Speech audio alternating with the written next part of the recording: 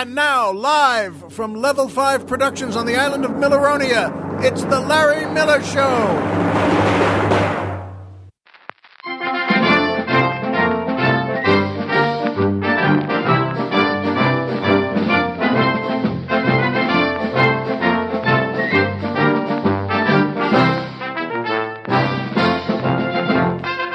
Good evening, Mr. and Mrs. America, and everyone who loves a good anniversary.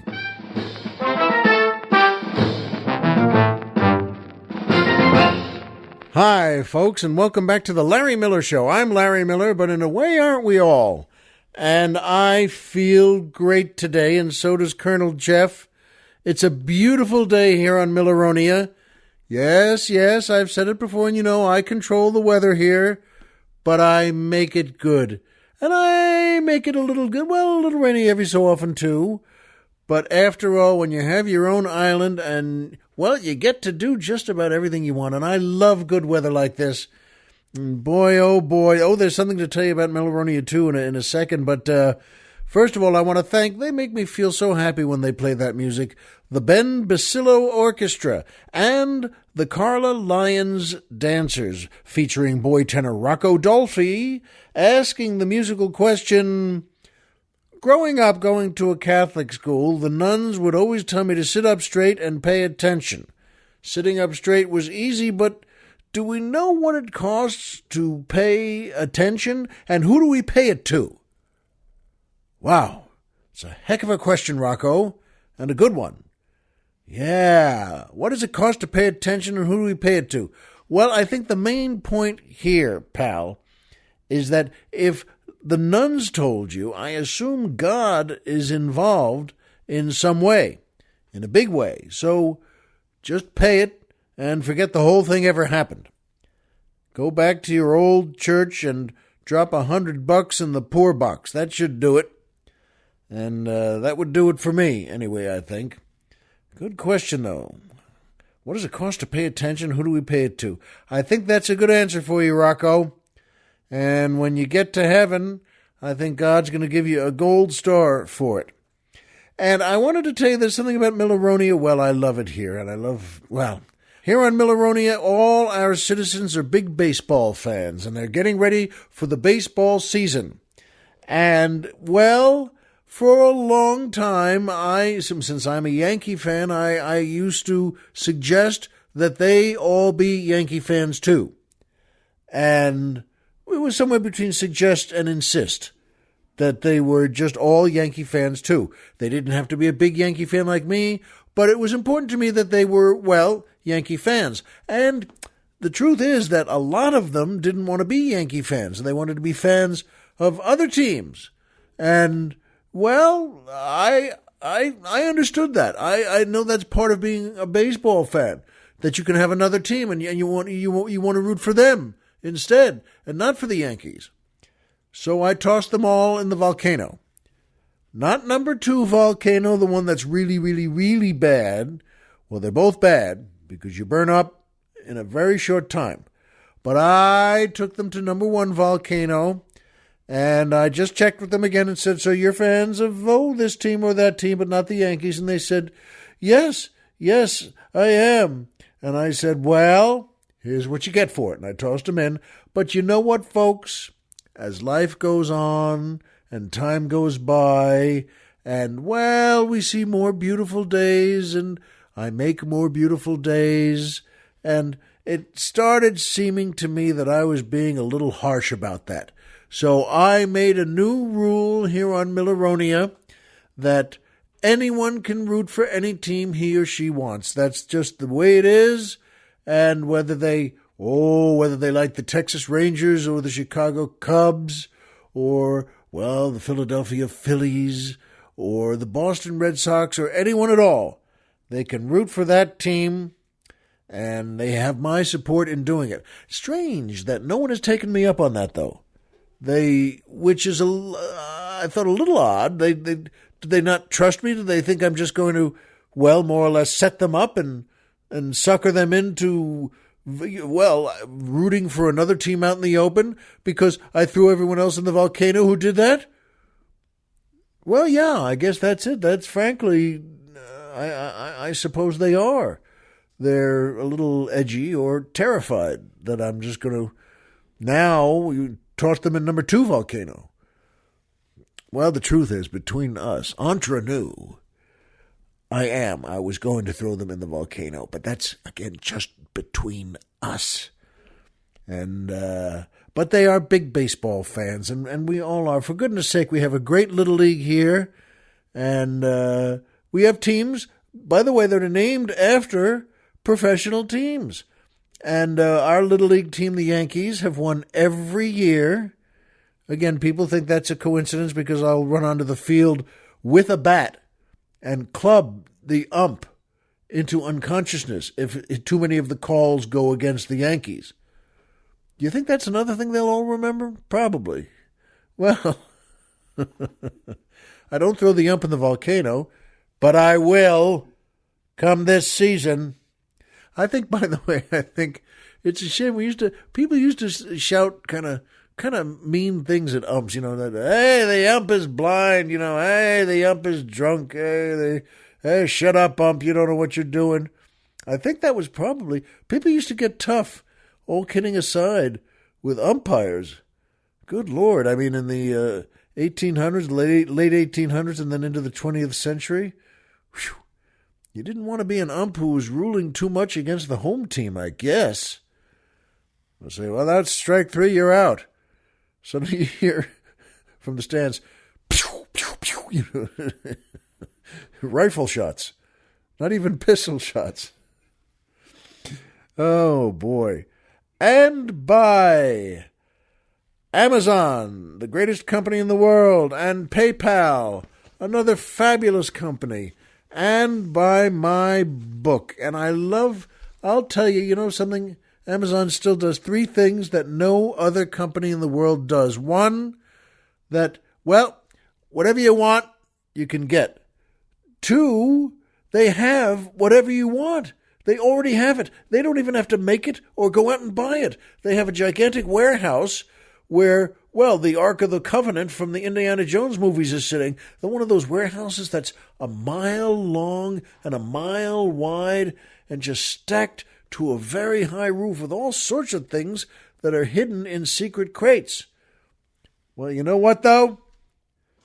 Amazon just really does a great job.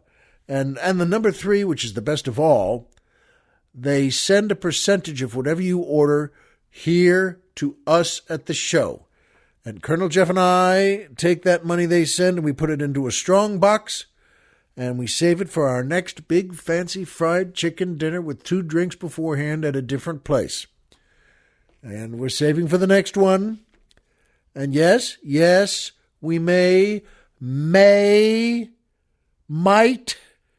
invite Dr. Chris to come along with us again. Might. That's not guaranteed. But boy, I'll tell you, we like Amazon and we like PayPal the same way. And what you want to do is, for either of these things, for Amazon or PayPal, you can get them, go to them on your computer, or, don't do that. To me, that's the way you don't want to do it. Because what you want to do is go to our website, LarryMillerPodcast.com. Who's on the mountain, Tom Mix? Boy, that saxophone blat just gets me every time. Sounds like a 4th grader learning to play it. In any case, though, we have a banner on our website, one for Amazon and one for PayPal. You click those and we'll take you there. You go back to sleep or go lie down in your big lazy boy chair and push it way back, watch a ball game on TV, a Yankee game. But we'll get you there. And then you can order whatever you want. And PayPal, boy, I'll tell you, they make you feel like you're saving the world. It's a good feeling. And by the way, if you enjoy my show, and why wouldn't you? And if you'd like to help us out a little here and send a few bucks, and why wouldn't you? do it through PayPal, because and I don't say things like, well, donate or pay what you like. I always like to say things like, buy us some drinks. That's right, because there are different levels of drinking, levels 1 through 5, all the way up to, we're driving to Florida!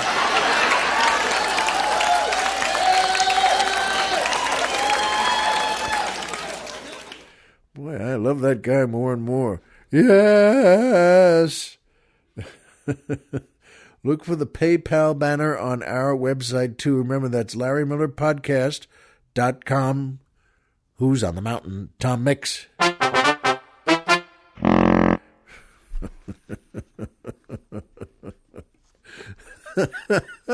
was a good one. For some reason, that one really got to me.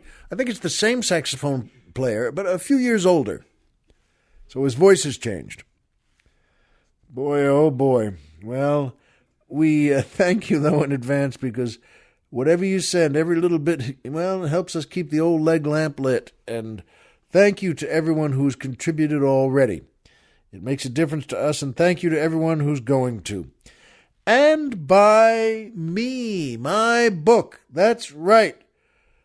Hardcover, signed copies of my book, Spoiled Rotten America, are now for sale at store.comedyfilmnerds.com. And you know what? Go and please order. It's cheaper than you would have paid in the bookstores. It did very well. I'm very proud of the book. It's funny and fun and sweet. You know, just like me. And so, you know what, though? It's a good comedy book and a good look at all of our lives. Please do those things. Remember Amazon, remember PayPal, and remember my book. And that brings me to my favorite part of the show, the joke of the week. I love that. The joke of the week, I think this is a good one. And it takes place in a zoo, and the zookeeper is noticing that over the years, as the years go by, the gigantic female gorilla is getting, well, a little sour, a little depressed, a little angry, and just, you know, she's getting a little, she almost a couple of times swiped him when he came by to feed her, and he notices, though, it's getting worse and worse over the years, and he has no idea what it is, and he asks a couple of his friends who are other zookeepers, and they say, oh, well, the truth is this one's kind of simple, really. It's just that you've had her for, 8 years now, and she hasn't been with a male gorilla, and she hasn't, fallen in love, and she hasn't, made love, and that's really what she's missing in her life, and they all agreed, yeah, that seems to be what's making her so cranky. And the guy says, well, that's a terrific idea. You know, do any of you guys have a male gorilla you could lend me? Would you mind? You know, just not forever, but just spend a week so I could put them both together. They said, you know, Bob, gee, we would, but, you know, they all said they didn't have male gorillas and they didn't know what to tell him. And he said, oh, all right, if you hear about anything. And then he goes off and he looks on his own. And he calls every directory of zoos in the United States, and then everyone in Canada, and then everyone all over the world. Every zoo. He can't get a male gorilla for them to send him. He can't buy one. He can't get one. He can't catch one. And he sees the custodian of the zoo walking by. And they've known each other for a long time, for years too. And he says to the custodian, says, hey, come here a sec. And he looks around to make sure they're not being seen. And he goes into the guy's office there where he keeps all the brooms and things. And he says to him, look, this is going to sound a little strange to you, but would you mind if I borrowed you for just 2 weeks to make love to the female gorilla for $500? Is that possible? And the zookeeper looks at him for a second and says, you know what? It is. It is possible. I'd be glad to help. And I have 3 conditions, though, if you don't mind. Number 1, I don't want to kiss her. And the zookeeper says, but you know what? I understand. Believe me. You got me. I don't think I would either. And the custodian says, number 2, I don't want anyone to find out. I insist you keep this to yourself. And again, the zookeeper says, I understand that too. Believe me, I'm with you. And just yes to both of them. And then the custodian says, number 3, I'm going to need at least 2 weeks to come up with the $500.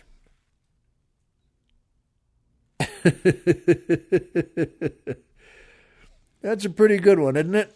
The Colonel and I both liked that one. He just didn't understand. Or maybe, you know what? Maybe he understood just too well. So I hope you like that one as always. There's nothing better than a good joke. And I hope you like that one and feel like passing it on to your friends and loved ones. Not the little ones, but just your friends and loved ones. And that brings me to my second favorite part of the show, the Poetry Corner.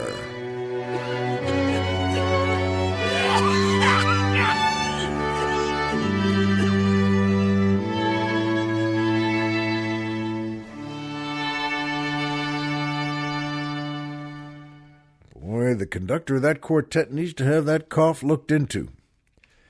Yes, the Poetry Corner. There's nothing better than a good joke and nothing better than a good poem, too. It really makes us think and makes us grow. If the poet, and this one is from, kind of a favorite here, James Whitcomb Riley. And I've read his work before here, and he's an American poet from the 19th century, lived 1849 to 1916. He was known as the Hoosier poet. And when different states really still had differences about them. And he wrote a lot of poems in the Hoosier dialect. That's Indiana, by the way.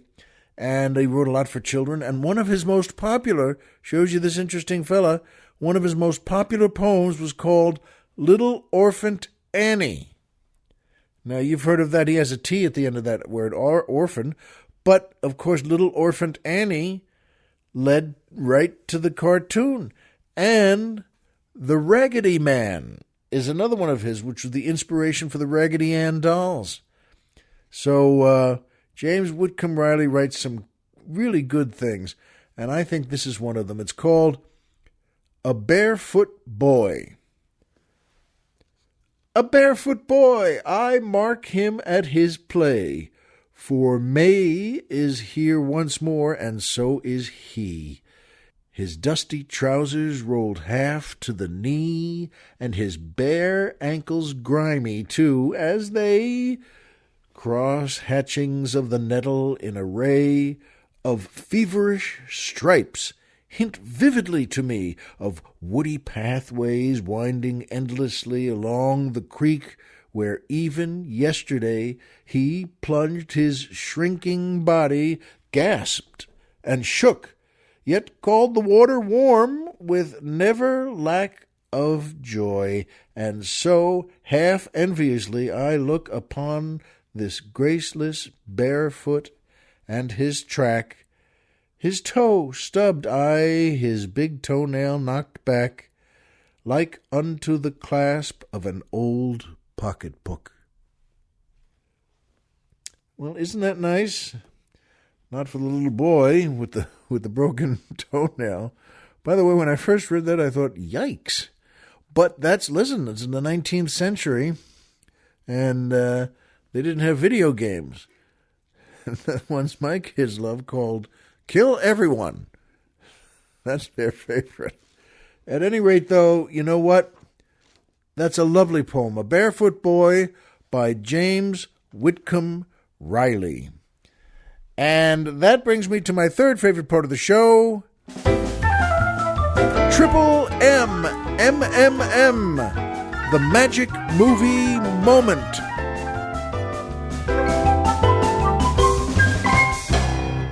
Boy, it's those sax players and that piano player. They love that big bass. Bah.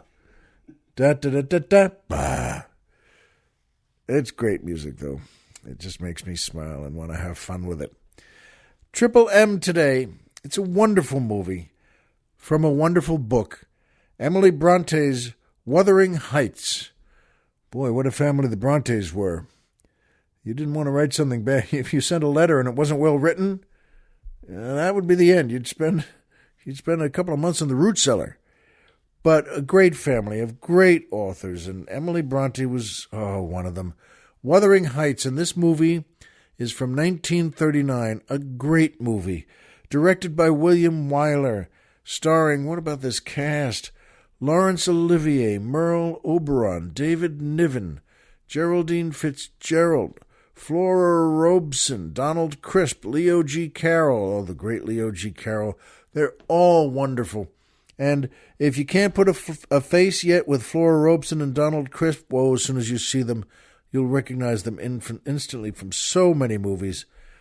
And this movie is about, in many ways, what Wuthering Heights is about, true love. And that's a phrase we hear every so often. Oh, a story about love, a love story, true love. But when you see this movie, you'll understand a little more, and then a lot more, about what true love really means. For Heathcliff and Kathy Earnshaw, that's Laurence Olivier and Merle Oberon, and Edward and Isabella Linton, their brother and sister, David Niven and Geraldine Fitzgerald, and, Laurence Olivier and Merle Oberon understand and feel true love in this movie and what they do to pursue it, what they do to leave it behind, what they do to throw it away, what they do to run grasping after it again.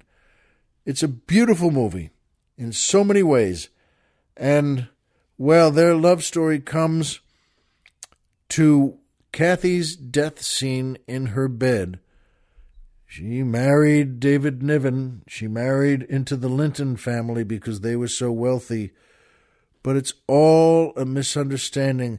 They speak to each other in a way almost for the first time. Laurence Olivier, Heathcliff, hears about her dying and runs to the house there to be with her. Her husband Edward went out to look for Heather because that would make her feel better, she said. So she's alone in her bed and she's dying, and Heathcliff comes in the room, rushing to her side. He tells her, and she tells him. It's a beautiful scene, and what acting! You should see the movie just to see that scene of these two great actors acting together like this. And you know something, folks? And at the end of the scene, he lifts her. He takes her out of the bed and holds her in his arms and takes her to the window and opens the window so she can see one more time. She can see out, onto the moors, onto the plains. This part of England wasn't one of the more beautiful parts, but they loved it very much, and especially looking up to where far away Penistone Crag, where they used to go as children and pretend they were a king and a queen ruling over their kingdom. Folks, what he says and the promises he makes and the orders he gives about her not going away, not going to heaven yet, not when she dies, that to wait for him to go with her. And what a movie, what an ending. And it's not over yet right there. But the truth is, folks, I was thinking for you, for all of you, for me and Colonel Jeff, may we all find love like that in our lives. And it's a real lesson. What is love? See Wuthering Heights. What is real desire and obsession? See Wuthering Heights. And remember, yes, may we all find love like that. That's something that's eternal, and we can really, hope for that and pray for it and look for it. But I must tell you, there are things we have in our everyday lives that I don't want. One of them is I've had it with nature-loving screensavers on my laptop, on your laptop, on everyone. I don't know when we went crazy with nature-loving screensavers. I remember when they first came out, for a short while, like 10 minutes, I said, okay, what a good idea. You know what? Because you know how these things are. They'll show you, well, there's a river, and there are trees on the side. Or there's a little stream in the woods, and it's in the middle of a forest. Or there's clouds covering a hilltop. You know what? Or they go and they magnify a drop of water. I've had it. They don't mean anything to me, and I've had it with them. I don't want anything to do with them. Let's have something else. And you know what? I think let's go back to, well, very pretty cowgirls sitting on a fence post. And maybe that sounds like a bit much to you. It sounds good to me, but I just mean old, what they used to call girly pictures. It doesn't mean that they're naked, but if they are, so be it. But I'm just saying, when they used to have really beautiful young women, and they were dressed as cowgirls, and they would be, and Miss March, well, just might have been, I remember one my Uncle Harry showed me, and it was just fantastic, and had a little plastic, and you could lift it up. And then she was naked, yeah, but they knew their market. And then you could see underneath the ad for the plumber, who really had these made. And my Uncle Harry and my grandfather were plumbers too, come to think of it. But I've had it with nature-loving screensavers. You know what? I've had it for things that used to be great and really aren't anymore because they changed the picture. You know, it just ended the sale of Girl Scout cookies for the year.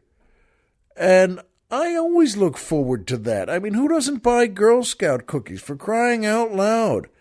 I mean, they in the supermarket, in the Ralph's markets here where we are, and they'll be, well, at the bottom of the escalator in the lobby there, and they have a little table, and there will be 2 or 3 Girl Scouts there, and their mothers are right behind them because the mothers, well, have to take them over, and these girls are 9, 10, or 11 years old, and they're wearing their Girl Scout uniforms. This is good. This is all good. That the green with the light brown blouse or whatever the colors are, and the sash with the medals on it, and these girls all have, well, the missing tooth and the freckles. They're just adorable, and they have the whole table that they've set up with Girl Scout cookies. Except now, for crying out loud, folks, they've changed the pictures on the Girl Scout cookies. Now, and why did they change it? It was perfect. And now, instead of, well, showing a girl like the ones behind the table, wearing the uniform with the sash with the badges, and she's smiling with the tooth missing, that's what you want to see. A Girl Scout. Now, for some reason, they felt obliged to create, well, sort of a club or within the Girl Scout. It's not like the Eagle Scout equivalent with Boy Scouts, but now, and their theme is, whoa, boy, wait till you see, you'll be amazed at what girls can do. And that's their big motto. No, I won't, okay? I don't need to know what girls can do. It doesn't help me buy the cookies. It doesn't help me like them, all right? If they're polite and they smile and they say, hi, mister, you want to buy some cookies? Come on, that's plenty. And I hope it's plenty for you, too. And I'll be honest, I bought so many cookies this time. Well, 3, 4 different trips, because I'm always at the Ralph's anyway.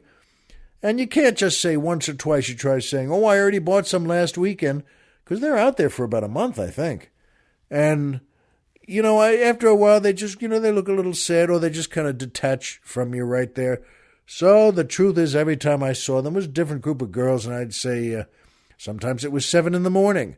Or some 6 in the morning. In fact, I did it this morning, too. Before everyone else wakes up, I'll get up and run over there, and maybe we need some milk or eggs or something like that, or bagels or butter. And, I was there, and sure they are. There was 2 of them there this morning. And you know what? I walked over, and the mother just shouted out, hey, mister, come on, want to buy some cookies? And the mother was smiling. And by the way, that's frankly a good part of the Girl Scouts. I won't lie. That at a certain hour of the day, the mothers of the Girl Scouts look terrific. And that's all I'm going to say. No, it's not. They look really terrific. But I mean really, really good. They're all, 38 or so, and look fantastic. And so I like to see them too. But so the mother in this case said, "Hey, come on, I'll buy some cookies." So I walked over with the cart still filled with the things I got from my family before waking them up today. And I said, "Well, you know what? I'll be glad to." And then I smiled and put my hands on my waist and looked at the girls and just said, if they'll ask me nicely and be happy about it, you're talking to young kids. So then the mother says, "Okay, girls, go ahead, ask the nice man if he wants to buy some cookies." Nothing. They say nothing. They don't look at you, they don't say anything. They stand there, they're sick and tired of you coming over to the table. So the mother, and that gets a little annoying, frankly. You want to say, really? They can't ask, nicely? They don't have any manners? And the mother said again, now, girls, remember, come on, be nice and smile and ask the nice man if he wants to buy some cookies. Nothing again. And then she prods them again a third time. Come on. Now be nice. Ask him if he wants to buy cookies. And now they just mutter it, mumble it. They don't even look at you. They don't smile. They don't do anything. And the mother said to me, "Well, they had to get up kind of early today." And, I was an inch away from saying, "Well, so did I, fatso. You know what? We all got up early. What does that mean? Send the cute Girl Scouts out and send their really good-looking mothers out with them. And guys like me will come by and say, well, hello to all of you, and I'll buy cookies." As it was, I bought 7 or 8 boxes anyway, over 3 trips or so, just because you still got to say, "All right, give me one of those." My older son was back, the Marine. He came up from base last week to celebrate, my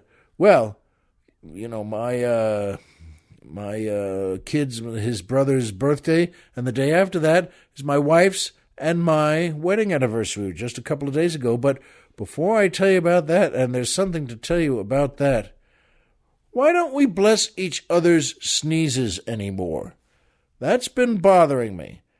I mean, I think that was always a polite thing to do. If you sneeze, someone, even a stranger, would say, "Oh, God bless you. Gesundheit." Something like that. And then you say, "Oh, thank you. That's a nice contact we have."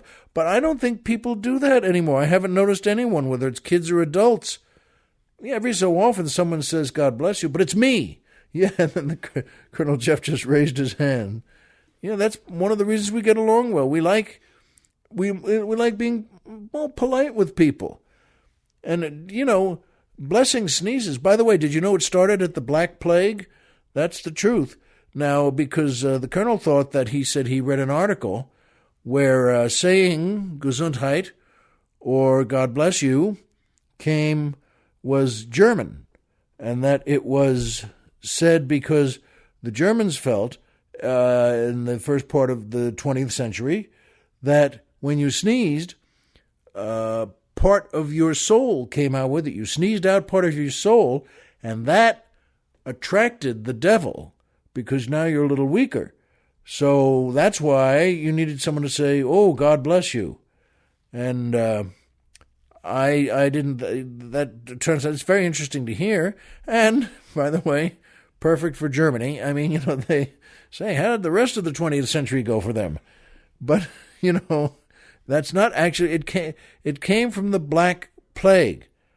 And what I mean by that is, and this is the truth, that, when you got the plague, God forbid, in the 14th century, and starting around, the middle of the 14th century, so many people got it and died. And when you got it, the first sign that you had it was sneezing. And when someone sneezed in public, anywhere at all, that meant he was going to get it. And it worked quickly, too. That meant that an hour or a day later, you were gone.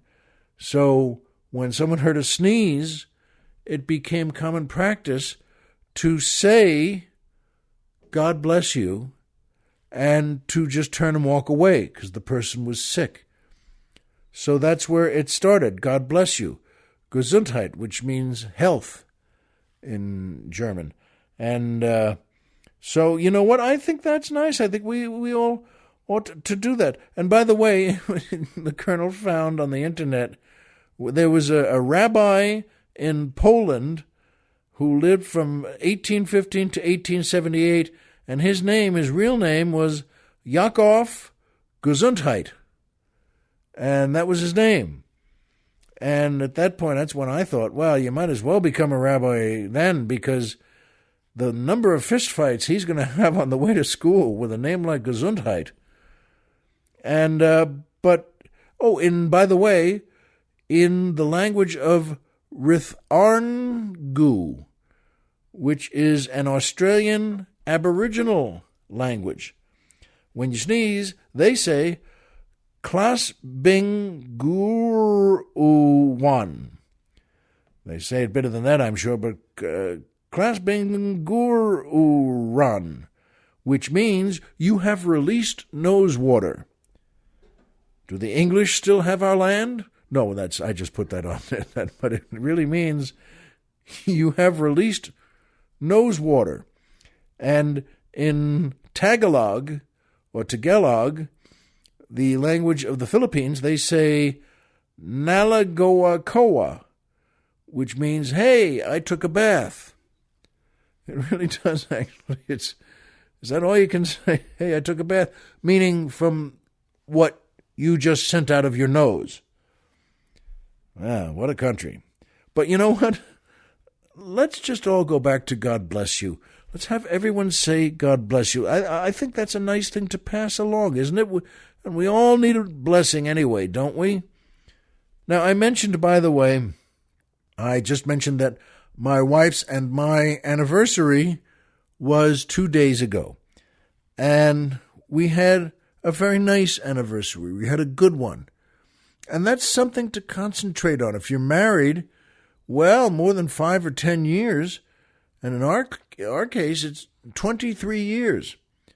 And you know what? If you have a really nice one, it's meaningful, and you're glad that you don't just forget it. You're glad that you both make the effort to be together, to get together, to do things together. And by the way, our anniversary is also my parents' and grandparents' anniversary.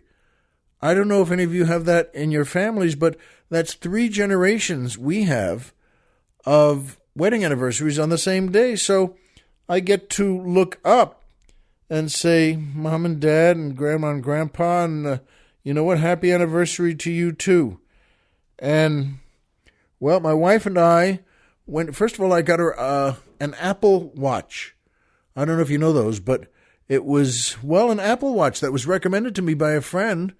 And I said, well, that sounds good. He said, yeah, I think she's really going to like it. And you know what? She did. She loved it. I went to Best Buy, a store here.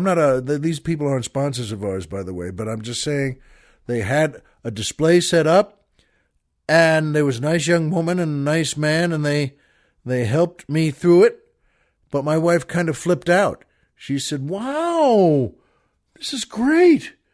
And she really liked it. She wore it to work today. So she wears it. And by the way, the Apple Watch is associated with your iPhone. If you have one of those, everything you get on the phone comes through on the watch. It'll tell you on the watch, oh, you have a message on the phone. Plus, you can do all sorts of things. And at any rate, I'm glad she really, really liked it. And we went to a dinner at a place called Bellwether here in the valley. And you know what, by the way? I'm just saying that again, too, because they're not a sponsor of us, but they had such a good time there. She wanted to go back again because when I was at the Pantages Theater doing 2 shows, this is a couple of months ago, And my older son, the Marine, came up from his base to go to the show. And with his younger brother, my wife brought them both. And our friends Michael and Janice and her friend Susie. And my older son was dressed in his dress blues, the Marine uniform, which is the more formal uniform. You've all seen them. But folks, I'll tell you, their service uniforms are great for the people, the men and women in the various branches of our services. But I'll tell you what, maybe I'm a little biased because one of my kids is a Marine, but that blue uniform, that dress blue, is a heck of a thing. They look pretty great in it. I mean, my kid is 6 feet, 6'1", and in great shape, and slender but muscular, and tough and handsome. And when he walked in, when they came into the dressing room in between shows, they all saw the first show. Well, I was glad to see them anyway, but it really, brought a tear to my eye to look at him in that uniform and say, by God, look at you. And the point is, when they all went, I couldn't go because I had another show, but they all went to get a bite of dinner at this place, Bellwether, and I'm bringing it up because several times during their dinner, someone walked up to them from another part of the restaurant and up to my son in his uniform. And they said the nicest things. It made me so happy to hear it. They would say, they all said the same thing. They all looked and said, sorry to bother you folks and interrupt, and then they'd look at my son and say, I just want to thank you for being a Marine and for taking care of us, and God bless you. And it was the nicest thing. And then they all bought something for the table. They all said, can I get you something? And they all bought an appetizer for the table or a round of drinks. And my son isn't old enough to drink yet. He's 20. So he's never had a drink. And if you believe that, no, but it's true, though. And so, you know what? I was so glad to hear it. Several times, my wife told me 3 or 4 times, people would come up and say the nicest things. And I thought, you know what? Our area is greater than I thought. We do that, too, on Milleronia here. But that's also because, we have very patriotic citizens, and they do know that if they don't come up to someone and say that in the service, they'll be walking up a big hill, and it'll be a mountain with a giant hole in it, and very, very hot. But you know what? It meant the world to me, and I was glad when my wife suggested for our anniversary, why don't we have dinner at Bellwether? And we did. And we had a very nice dinner. They make a terrific meal there. And I kept looking. I said, where was the table you were sitting when he was in his dress blues and everyone came up to him? And she pointed it out, and I kept looking at it. And there was a couple there with their baby. It was at the back of the restaurant. And it just made me smile. Here it is, our anniversary. And there's another generation coming. And you know what? My generation has Marines. And so, you know what? I wonder how many generations of young men and women, I always wondered, got married on their parents' anniversary too. Is there a record for that? Is there a Guinness Book of Records of... Because we have 3 generations, and yes, my kids know about it. I've mentioned it to them more than a few times, and... because I think it's great. And yes, I'd be very happy if, one day they do the same thing. They meet a nice girl, fall in love, and they decide to get married on our anniversary and make it 4 generations in a row. And then their kids too, 5 generations. So if there's a record out there, please let us know, and then we'll all know together. We already know things together, as you know, that Homer is Homer, and Pluto is a planet. So remember, folks, as always... If you walked out of bed today and had a job to go to and a home to come back to and someone there who cares about you, folks, the game's over and you've won. And that's still the truest thing I know. Be well, and we'll see you here next time.